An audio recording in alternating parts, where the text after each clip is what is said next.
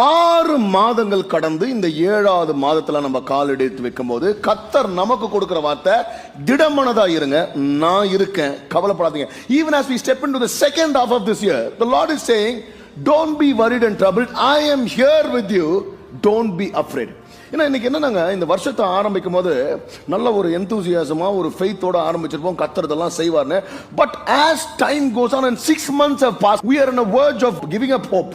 ஐயோ இது நடக்குமா நடக்காதான்றது சில காரியங்களெல்லாம் நம்ம விட்டுற நிலைமைக்கு வந்துடுறோம். ஏன்னா not because we've lost faith, but because we become tired of carrying this burden, tired of trying, tired of praying, tired of fasting. அது மட்டும் இல்ல, சிலர்லாம் இந்த உலகத்தோட போராடி பதில் சொல்லி டயர்ட் ஆகி எவ்வளவு நாள் தான் நடக்கும் சொல்லி 6 மாசம் ஆனோன்னு விசுவாசம் கம்மியாகல, டயர்ட் ஆகி ஆண்டவர் இது நடக்காது போலக்குன்னு வந்துடும்.